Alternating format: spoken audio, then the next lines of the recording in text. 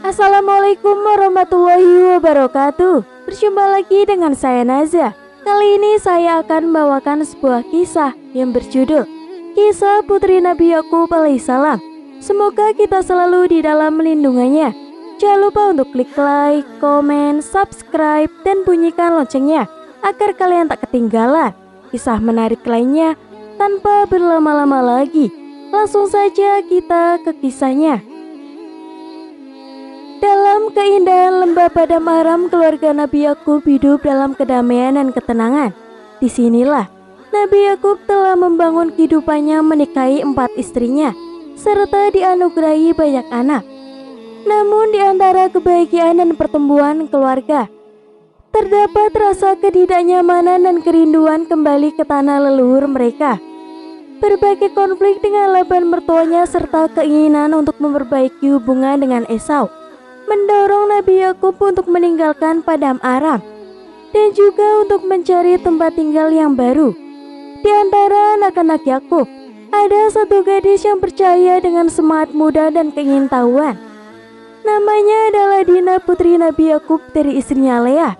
Ia adalah anak perempuan satu-satunya yang lahir sebelum kelahiran Nabi Yusuf, adik yang sangat dicintainya itu.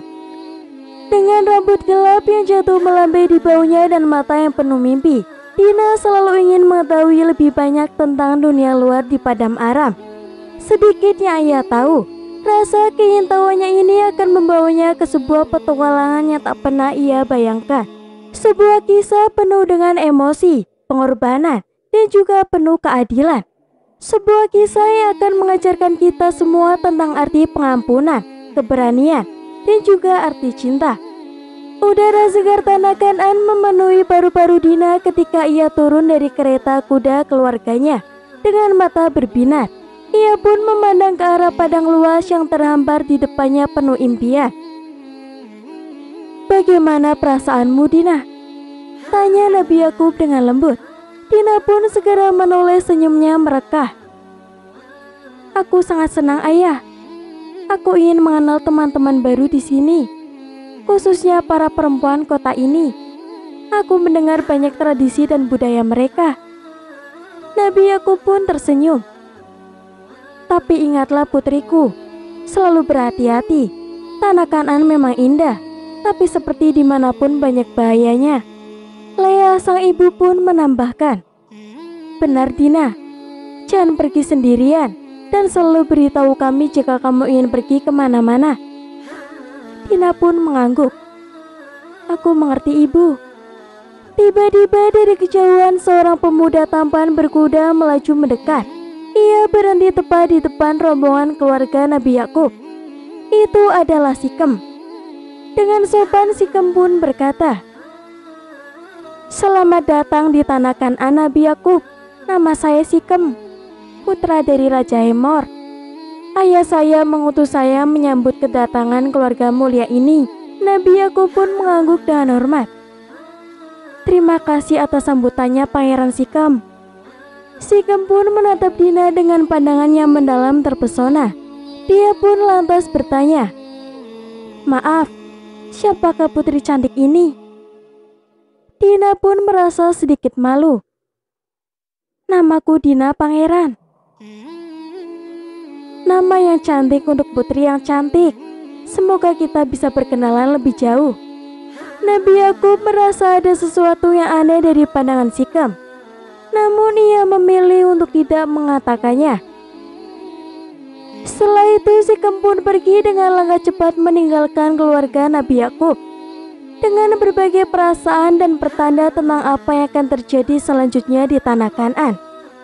Matahari terbenam memberi warna merah muda dan orangnya pada langit tanah Kanaan. Dina berjalan perlahan di antara pasar kota. Ia memperhatikan berbagai barang dagangan dan mendengarkan cerita dari para pedagang. Di setiap langkahnya, matanya selalu mencari-cari wanita-wanita setempat yang bisa ia ajak bicara. Tiba-tiba suara musik pun menarik perhatiannya. Di sebuah sudut pasar, sekelompok wanita menari dengan anggun. Sementara beberapa pria memainkan alat musik tradisional. Dina terpaku menikmati pertunjukan tersebut dengan gembira. Suara seseorang mendekatinya dari arah belakang. "Dina, kau tampak terpesona dengan tarian mereka." Dina pun menoleh dan mendapati Sikem berdiri di sampingnya. "Oh, Pangeran Sikem, ya tarian mereka sangat indah. Aku belum pernah melihat sesuatu seperti ini sebelumnya." Sikem pun tersenyum. "Ini adalah tarian tradisional kami sebagai bentuk penghormatan kepada tanah dan dewa-dewa kami. Maukah kau belajar menari?" Dina pun sedikit ragu. "Aku tidak yakin. Aku takut aku tak akan sebaik mereka." "Aku akan mengajarimu, Dina." Dengan rasa ingin tahu dan sedikit gugup, Dina menerima tawaran Sikem. Mereka berdua mulai menari dengan Sikem memandu langkah Dina. Meskipun awalnya canggung, Dina mulai menikmati setiap gerakan. Ia pun terbuai oleh musik dan atmosfer malam itu. Namun yang tidak disadari oleh Dina, mata Sikem menatapnya dengan intensitas yang berbeda. Baginya, Dina bukanlah hanya seorang teman tari, tetapi simbol kecantikan dan ketulusannya harus ia miliki. Ketika tarian berakhir, mereka berdua duduk di tepi pasar menikmati udara malam yang sejuk. Seorang pelayan mendekat dan memberitahu bahwa Nabi Yakub mencarinya. "Aku harus pergi," kata Dina dengan cepat. Namun saat Dina berlalu, Sikem masih duduk di tempatnya dengan pikiran penuh kebingungan dan keinginan. Di malam itu, ketertarikan fatalnya mengambil alih hatinya. Pagi ditandai cerah dan persemangat, namun ada sesuatu yang mengganjal di hati Dina. Mimpi buruk yang ia alami semalam membuatnya gelisah. Mimpi itu ia tarik ke dalam kegelapan oleh bayangan yang tak bisa ia kenali. Di saat yang sama pula, Sikem yang terjaga sepanjang malam memikirkan Dina, merasa bahwa ia harus memiliki gadis itu. Tak cukup hanya dengan menari bersamanya, ia ingin Dina sama-sama dengannya. Dengan perasaan campur aduk antara cinta, obsesi, dan keinginan, Sikem memanggil salah satu pembantunya yang dikenal ahli dalam urusan rahasia. "Saya ingin kau melakukan sesuatu untukku," bisik Sikem ke telinga pembantunya itu. Pembantu yang bernama Semar itu pun mengangguk. "Apa yang kau inginkan, Tuan Muda?" "Aku ingin Dina," jawab Sikem dengan mata yang bersinar. "Aku ingin kau menculiknya untukku. Bawalah ia ke istanaku." Semar pun terkejut, namun dia tidak menunjukkannya. Pada saat malam harinya, ketika Dina sedang berjalan di gang sempit dan sepi, tiba-tiba ia disergap dari arah belakang. Sebelum ia sempat berteriak, mulutnya ditutup dan pingsan. Saat ia sadar kembali, Dina pun menemukan dirinya berada di sebuah kamar yang sangat mewah. Dinding kamar tersebut dilapisi dengan kain-kain halus berwarna emas dan ungu. Selain itu juga dilapisi lilin-lilin yang menerangi seluruh ruangan. Namun yang lebih mengejutkan lagi adalah kehadiran Sikem yang sedang duduk di samping tempat tidurnya. Kemudian Dina pun berusaha bangkit, namun Sikem menahannya. "Lepaskan aku. Ini tidak benar, Sikem. Apa yang kau lakukan akan membawa bencana bagi kita semua." Namun dalam kebingungan dan perasaannya yang bercampur aduk, Sikem pun tidak mendengarkan perkataan Dina. Pangeran muda tersebut telah terjerat dalam obsesi yang membahayakan. Sebuah ketertarikan fatal yang akan mengubah takdir keluarga Nabi Yakub selamanya. Sikem pun dengan membabi buta merenggut keperawanan Dina. Suara angin menerpa dedaunan, mengiringi nafsu buas yang akan mengubah segalanya. Di tengah kesibukan pagi ketika matahari mulai menyinari padang rumput, di luar tenda keluarga Nabi Yakub, Lea kemudian memanggil-manggil nama putrinya Dina. Namun tak ada jawaban. Lea semakin cemas dan kemudian menghampiri Nabi Yakub. "Aku tak menemukan Dina. Sudah kukatakan kepadanya untuk tidak pergi sendiri."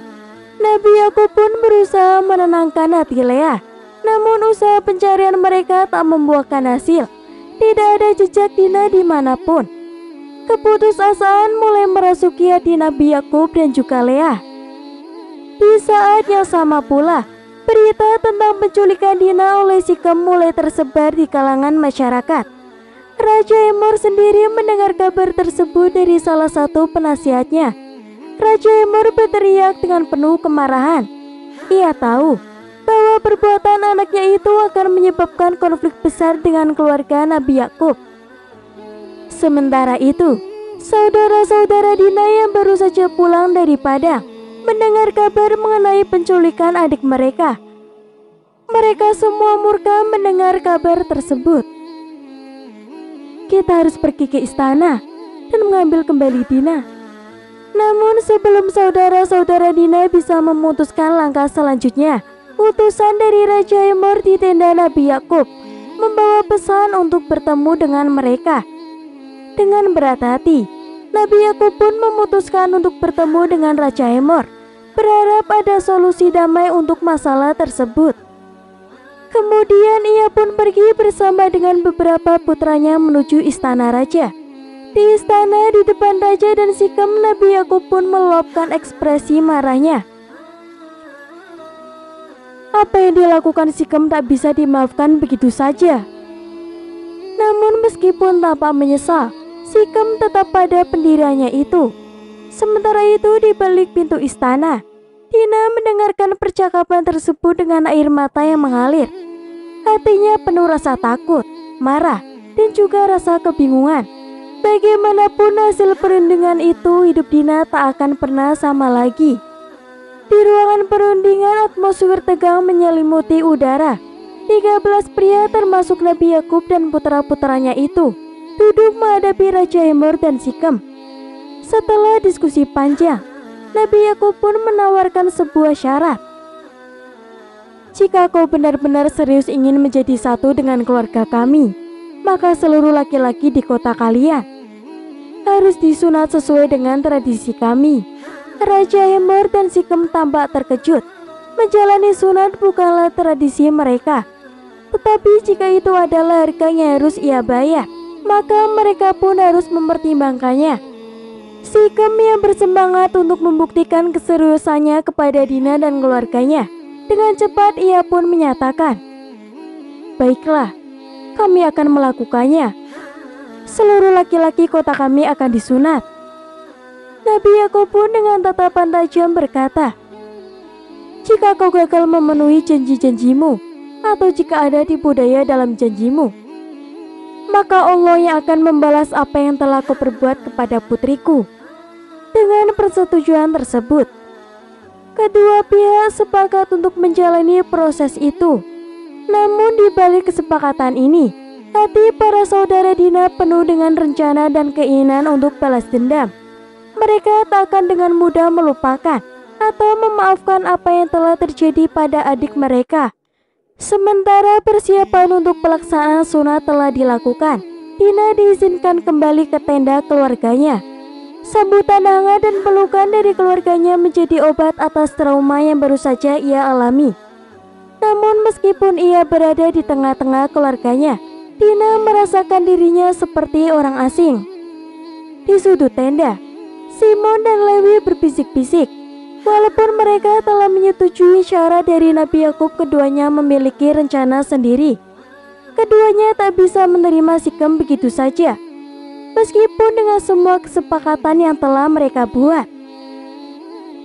Ketika mereka lemah setelah proses sunat, itulah saat yang tepat untuk kita bertindak, bisik Simon kepada Lewi.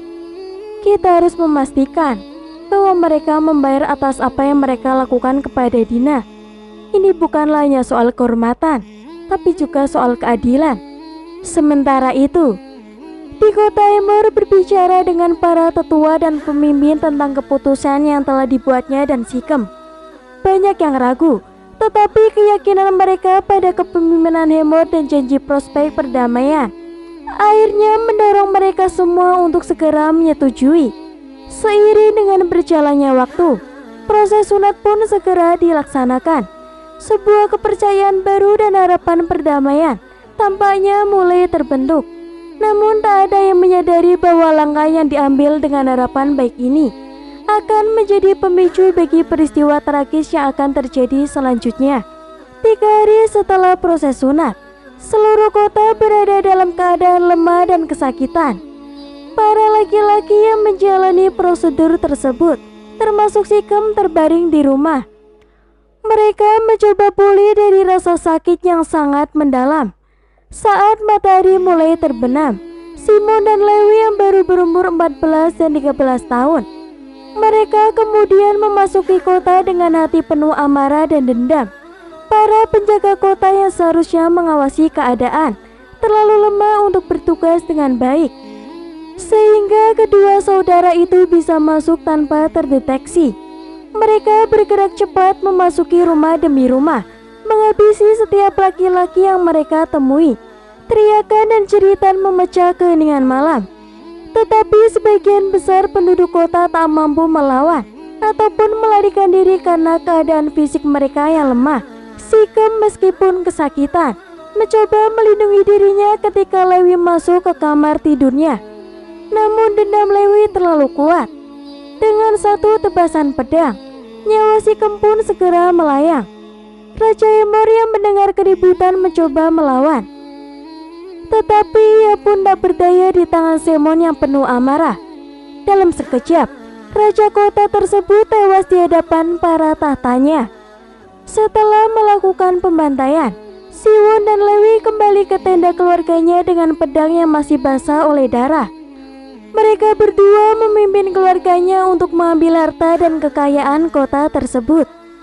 Ketika Nabi Yakub mengetahui apa yang telah dilakukan oleh kedua putranya, ia pun segera berteriak dengan penuh kemarahan. "Kalian telah mendatangkan petaka bagi saya.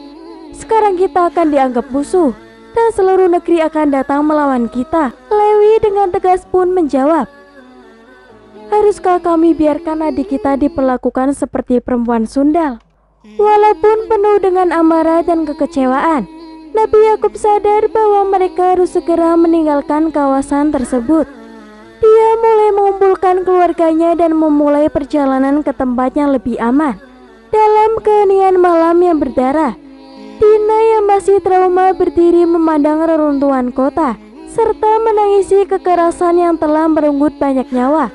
Di tengah kekacauan dan kehancuran, ia merenung tentang konsekuensi dari tindakan balas dendam tersebut, dan memikirkan bagaimana hal itu bisa merusak tidak hanya individu, tetapi juga komunitas yang lebih luas.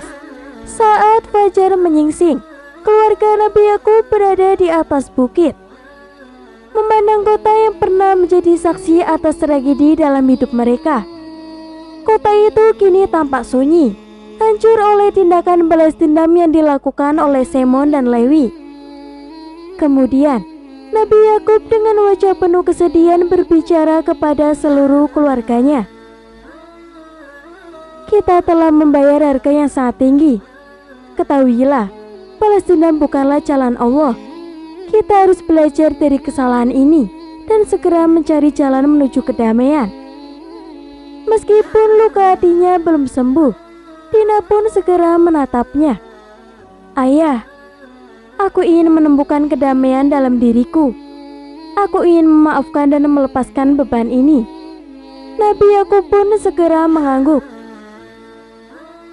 "Kita akan pergi ke Betel, tempat di mana Allah pernah berbicara denganku.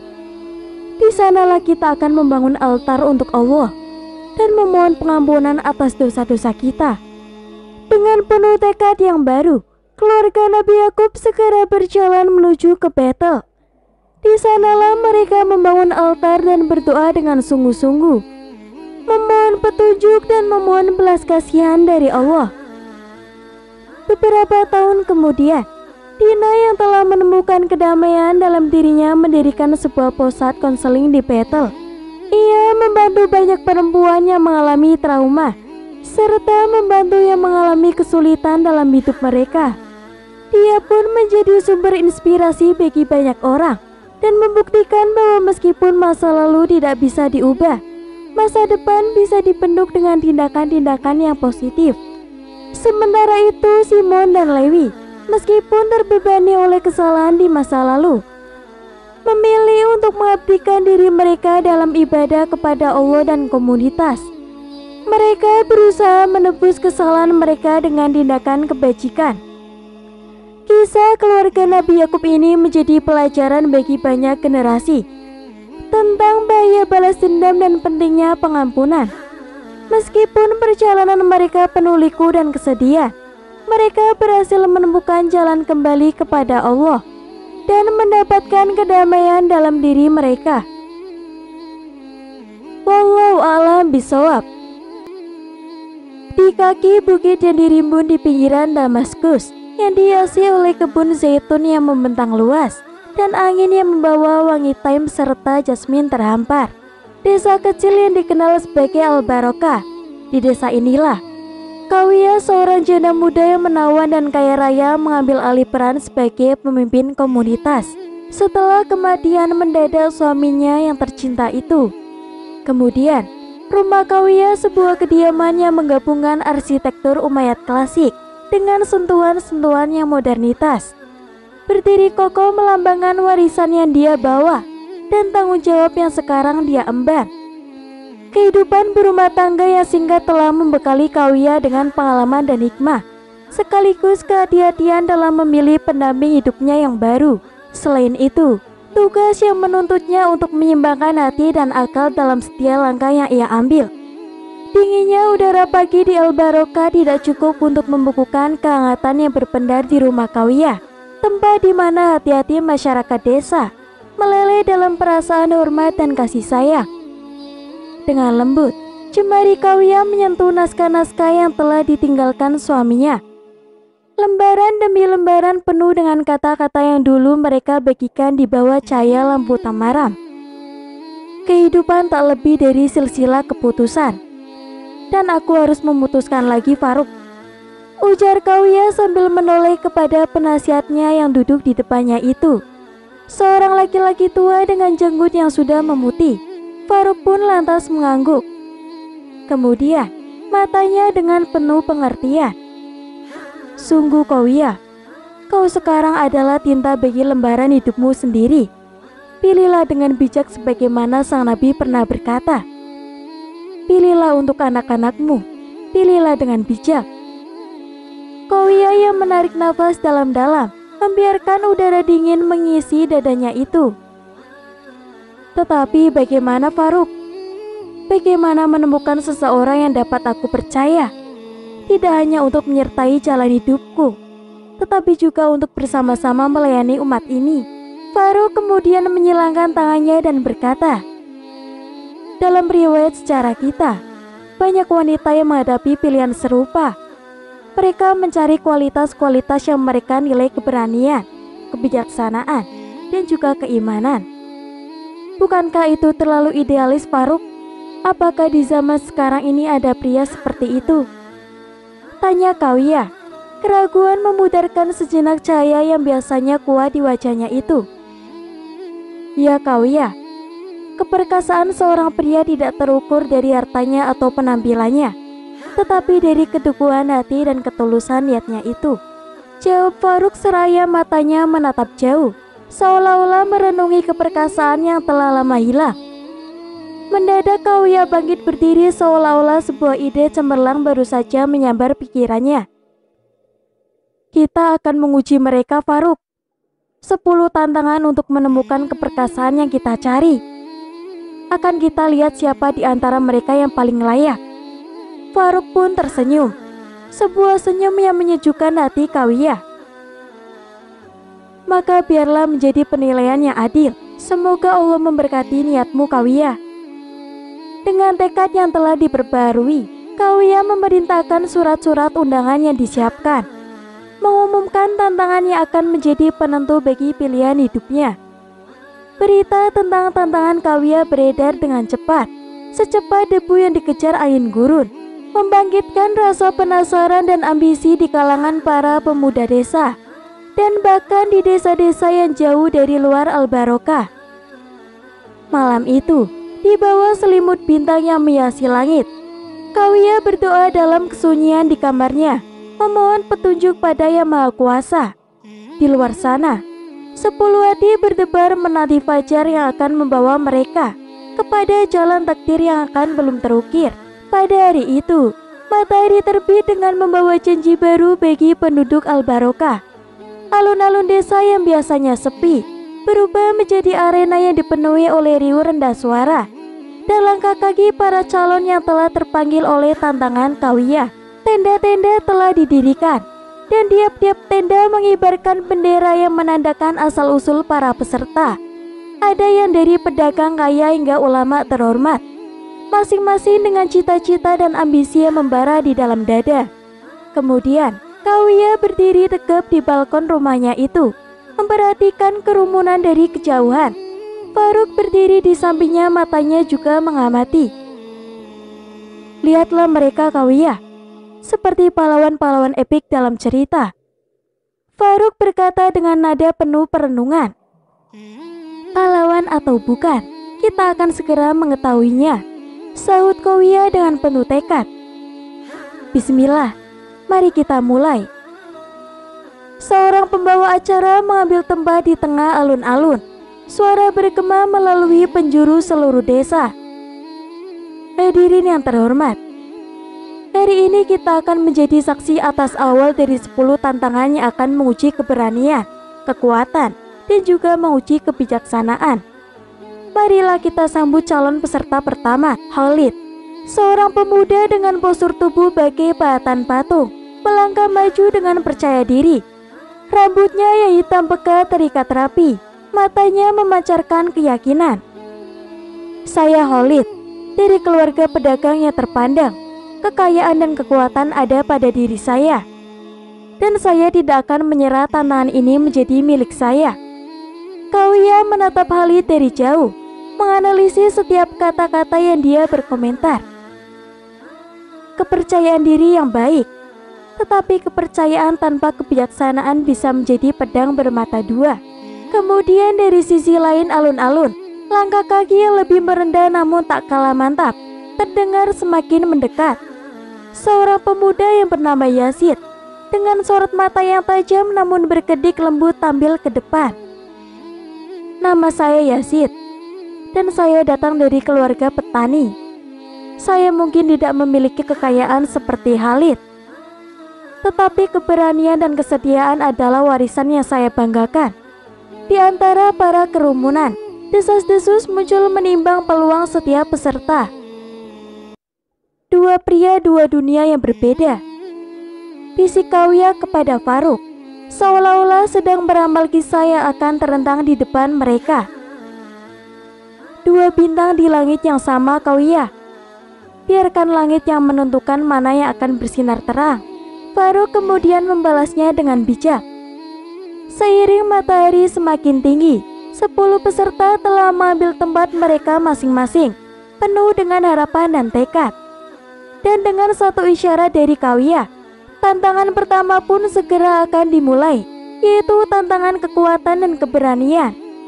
Peserta dihadapkan pada serangkaian rintangan fisik dirancang untuk menguji batas mereka, dari mendaki tebing terjal, menyeberangi sungai dengan arus yang kuat, hingga mengangkat beban yang berat. Khalid dengan tubuh yang kekar tampak melewati rintangan dengan mudah. Tetapi sikap sombongnya mulai terlihat. Setiap kali ia melewati rintangan, pandangannya yang angkuh terasa seperti tantangan bagi peserta lain. Kemudian Yazid di sisi lain, mungkin tidak secepat Khalid, tetapi keberaniannya membuat yang lain terinspirasi. Ketika salah satu peserta lain terjatuh, Yazid tak segan untuk menolongnya, menunjukkan bahwa baginya lomba ini bukanlah lebih sekedar kemenangan pribadi. Kemudian, ketika senja mulai turun dan rintangan pertama berakhir, Kawiyah segera mengumpulkan para peserta. Terlihat di wajah mereka campuran kelelahan dan kepuasan. Keringat dan debu menciptakan lukisan dari usaha yang telah diberikan. Kemudian, Kawiyah berdiri di depan mereka dan dengan suara yang jelas dan penuh otoritas, ia pun segera berkata, "Kalian telah menunjukkan keberanian, tetapi tantangan ini belum usai. Keperkasaan sejati akan terukir dari 10 tantangan. Tidaklah hanya satu. Para peserta saling bertukar pandang, menyadari bahwa perjalanan yang mereka hadapi maraton bukan spirit. Dan di tengah-tengah mereka berdua, Khalid dan Yazid bersumpah dalam diri mereka sendiri untuk menjadi lebih dari yang mereka tunjukkan hari itu, yaitu untuk sebuah tujuan yang lebih tinggi dari sekedar memenangkan hati Qawiyah. Fajar baru saja mengintip dari balik Bukit Al-Barokah ketika alun-alun desa kembali diisi oleh kehadiran para peserta ujian. Hari kedua ini tak lagi menuntut kekuatan otot, melainkan ketajaman pikiran dan kedalaman hati. Semua para peserta pun berkumpul. Mata mereka masih tersisa kelelahan dari tantangan sebelumnya itu. Namun semangat dalam diri mereka tetap menyala. Qawiyah bersama Faruk menghadirkan seorang anak yatim piatu membawa mangkuk keramik yang retak. Suara Qawiyah menyebar ke setiap sudut desa saat ia mulai berbicara. Pagi ini tantangan kalian adalah untuk memutuskan bagaimana memperbaiki mangkuk retak ini dengan cara yang paling bijaksana. Ingatlah, tidaklah selalu emas yang dapat memperbaiki keretakan. Para peserta kemudian mengelilingi mangkuk itu. Matanya mengerjap memikirkan jawabannya. Kemudian Khalid pun maju yang pertama. Mangkuk ini harus dibuang dan diganti dengan yang baru. Bukan hanya fungsi yang penting, tetapi juga keindahan. Seorang wanita tua dari kerumunan berkata dengan suara serak. Tetapi apakah bukan pelajaran yang lebih baik untuk memperbaiki yang rusak daripada selalu menggantinya dengan yang baru? Khalid memandang wanita itu lalu tanpa kata beranjak ke belakang. Yazid dengan langkahnya yang tenang mendekati mangkuk, memeriksa dengan hati-hati dan berkata, "Setiap retakan ini menceritakan sebuah kisah. Mari kita perbaiki dengan emas, agar kita selalu mengingat bahwa dalam keretakan pun ada keindahan-keindahan dan pelajaran." Qawiyah tersenyum dengan samar. Metode kintsugi dari Jepang, yaitu memperbaiki keramik dengan emas, sebuah simbol bahwa kekurangan terdapat keindahan dan kesempurnaan yang terletak dalam penerimaan dan perbaikan, bukan di dalam keburukannya.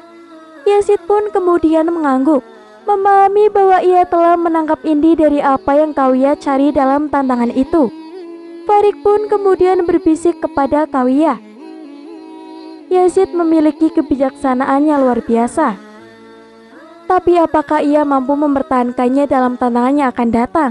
Qawiyah pun menjawab dalam bisikan yang hanya bisa didengar oleh Faruk. Kita akan melihat. Sejauh ini ia telah menunjukkan kedalaman yang tidak saya harapkan. Tantangan pun berlanjut, dengan para peserta lainnya memberikan jawaban mereka. Ada jawaban yang menawarkan solusi pragmatis. Ada pula yang terlalu fokus pada nilai estetika. Satu demi satu mereka pun mulai berbicara, dan satu demi satu Qawiyah pun mendengarkan, dan kemudian menggali kedalaman karakter mereka melalui kata-kata yang mereka ucapkan.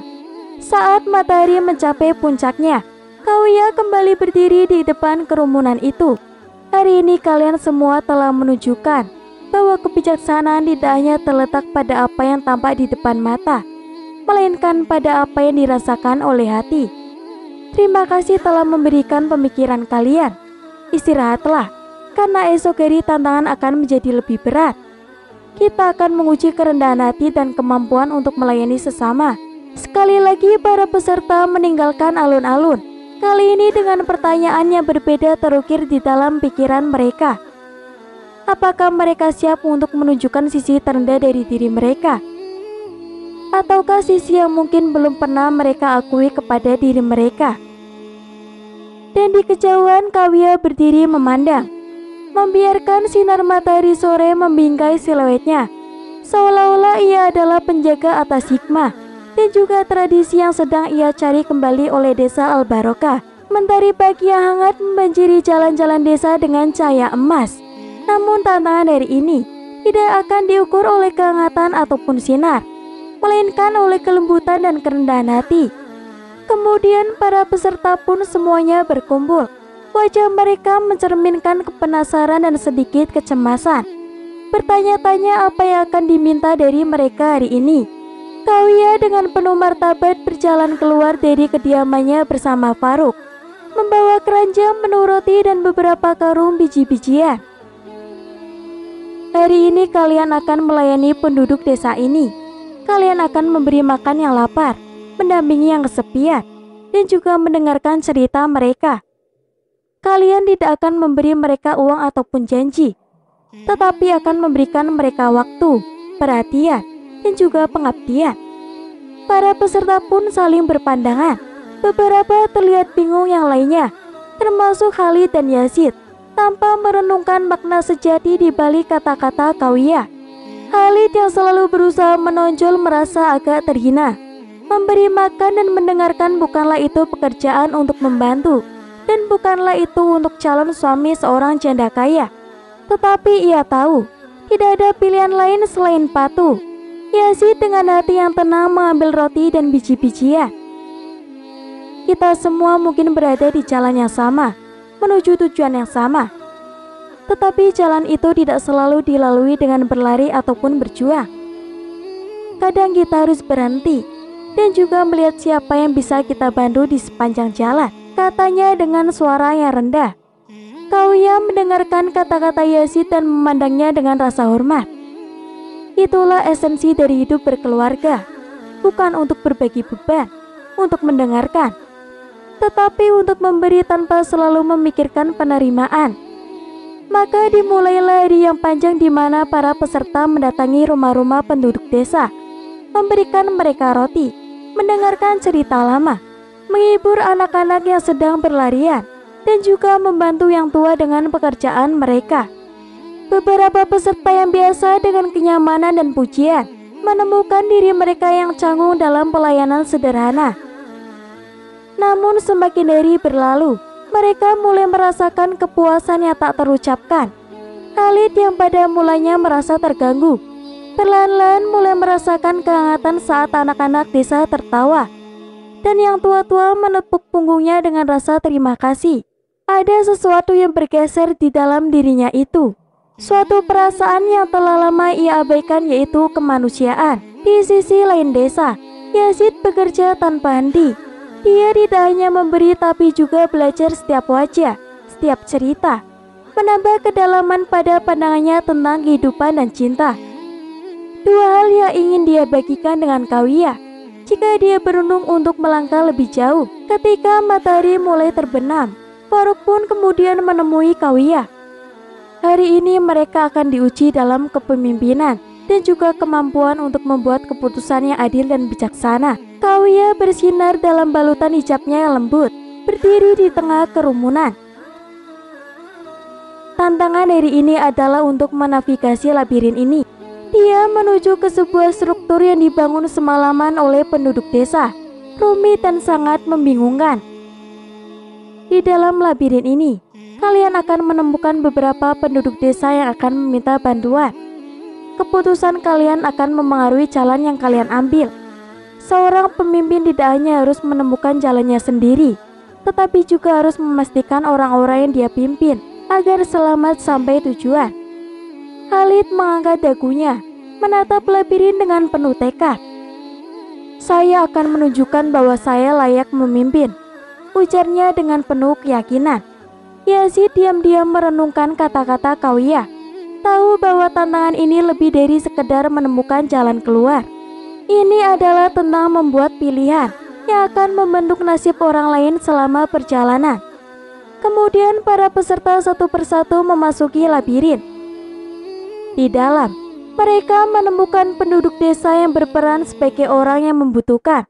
Seorang wanita tua meminta diantar pulang, seorang anak kecil yang lapar, dan juga seorang pemuda yang kehilangan saudara-saudaranya. Khalid pun bergerak dengan cepat, memimpin wanita tua itu melalui jalan pintas, menjanjikan makanan pada anak itu, dan memberikan nasihat pada pemuda tersebut. Tindakannya efisien tetapi kurang pertimbangan, karena dia memberikan jawaban tanpa benar-benar mendengarkan. Yazid sementara itu mendengarkan setiap orang yang dia temui dengan penuh empati.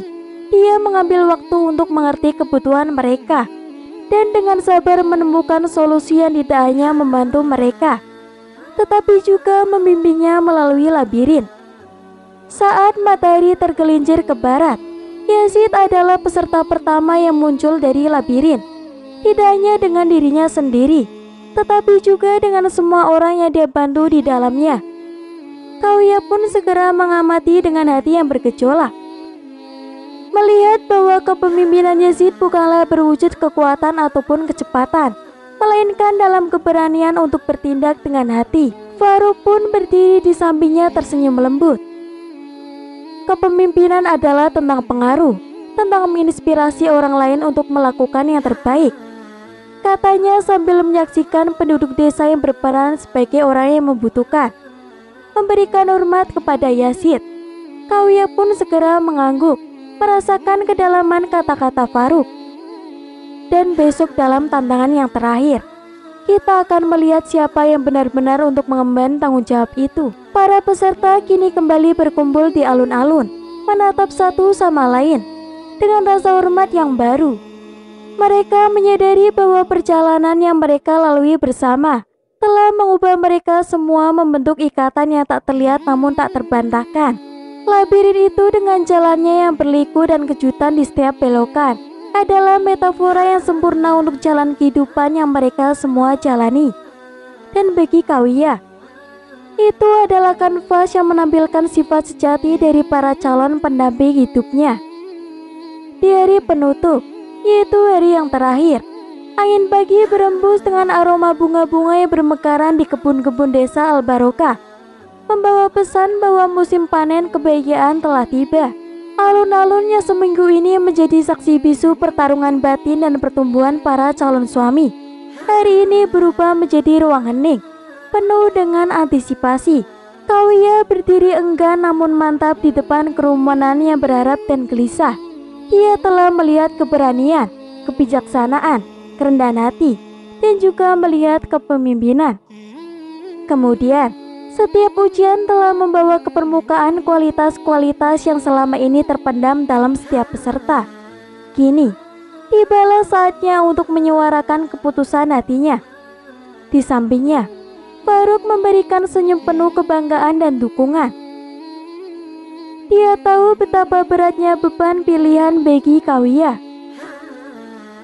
Waktu telah berbicara Kauya, dan sekarang hati terus menjawab panggilannya. Kauya menarik nafas dalam-dalam dan segera memandang peserta yang berdiri di hadapannya itu. Matanya berpindah dari satu wajah ke wajah yang lainnya, masing-masing membawakan kisah dan harapannya sendiri. Khalid, keberanianmu mengajarkan kita bahwa kekuatan bukan hanya tentang mengatasi rintangan, tetapi juga tentang menemukan keberanian untuk berubah. Dia pun lalu menoleh kepada Yazid. Dan Yazid, kelembutanmu membuka mata kita bahwa kepemimpinan adalah tentang pengabdian bukan perintah. Suasana menjadi semakin senyap. Setiap orang menahan nafas menunggu kata-kata selanjutnya yang akan memutuskan nasib mereka. Dengan doa dan pertimbangan yang mendalam, saya akan memilih. Kauya pun berhenti sejenak, hatinya berdegup dengan kencang. Saya memilih untuk tidak memilih seorang pun di antara kalian. Kerumunan itu pun semakin menjadi gempar. Peserta tampak bingung dan terkejut. Kauya pun segera melanjutkan. Kalian semua telah menunjukkan sifat-sifat yang luar biasa. Namun cinta dan pernikahan tidak bisa ditentukan oleh tantangan. Cinta harus datang dengan ringan dan bebas bukan karena kemenangan. Dia pun menatap mereka dengan kelembutan. Setiap dari kalian yang layak mendapatkan cinta yang tulus, yang bukan karena terbaik dalam ujian, tetapi karena kecocokan hati. Kerumunan itu pun semakin menggembar. Peserta tampak bingung dan terkejut dengan pengumuman Kauya. Reaksi dari peserta tidak seperti yang diharapkan oleh Kauya. Khalid, tanpa sepatah kata pun meninggalkan kerumunan dengan langkah lebar dan kepala tertunduk, seolah-olah menolak mengakui apa yang baru saja terjadi. Yang lebih mengejutkan lagi, Yazid yang selama ini menjadi simbol ketenangan dan kebijaksanaan, tampak tidak bisa menahan kekecewaan yang mendalam. Dengan wajah yang merah padam, ia pun berbicara dengan suara yang keras dan tajam. Apa ini seminggu penuh kebohongan? Para peserta lainnya dipicu oleh reaksi Yazid yang memulai cacian mereka sendiri. Mereka merasa seperti para pion dalam permainan yang tak akan mereka mengerti. Mereka dibiarkan melayang dalam kebingungan dan rasa terhianati. Udara yang tadinya penuh dengan harap dan antisipasi, sekarang terasa berat dengan rasa pengkhianatan. Kauya meski terguncang tetap berdiri dengan penuh martabat. Saya memahami kekecewaan kalian, ujarnya. Suaranya terdengar tegas meskipun hatinya bergetar. Pengumuman ini sebenarnya hanyalah ujian terakhir yang belum kalian sadari, dan kalian semua gagal melewatinya. Semua mata pun tertuju kepadanya, sebagian dengan amarah, sebagian lagi dengan kebingungan. Kauya pun segera melanjutkan. Cinta sejati bukanlah hanya tentang menerima kebaikan hati seseorang saat segala sesuatunya berjalan dengan baik. Cinta itu tentang tetap berada di sisi seseorang saat hati berubah pikiran, saat keadaan tidak seperti yang ia harapkan. Cinta itu tentang kekuatan untuk menerima perubahan dan keputusan yang tak terduga. Kerumunan itu pun tiba-tiba menjadi sepi. Seakan kata-kata Kauya menyeruak masuk ke dalam pikiran setiap orang yang hadir. Kauya melihat ke arah Yazid yang kini tampak bertarung dengan perasaannya sendiri. Yazid, aku tahu kemarahanmu. Namun cinta yang kita idam-idamkan adalah cinta yang akan bertahan saat kita tidak mendapatkan apa yang kita inginkan. Itu adalah cinta yang akan menerima keputusan pasangan, meskipun itu berarti berpisah. Yazid pun kemudian menundukkan kepalanya. Rasa kebingungan dan penyesalan terukir di wajahnya itu. Kauya pun segera mendekatinya dan berkata dengan lembut, apa yang kau tampilkan hari ini adalah sisi manusiamu. Dan itu tidak mengurangi apapun dari kebijaksanaan yang telah kau tunjukkan sebelumnya. Kita semua adalah manusia biasa, dan kita semua memiliki momen saat emosi mengambil alih. Tetapi apakah kau bisa menerima dan tumbuh dari ini? Itulah makna cinta sejati. Kesenyapan itu pecah ketika Faruk yang selama ini mendukung. Kau yang berkata kita semua mencari cinta yang mampu bertahan. Kita ingin dipilih, tentu saja. Tapi lebih dari itu, kita ingin diterima sepenuhnya, baik dari kelebihan maupun kekurangan dan keputusan yang mungkin kita tidak mengerti. Para peserta mulai memahami bahwa ini adalah ujian paling nyata dari semuanya.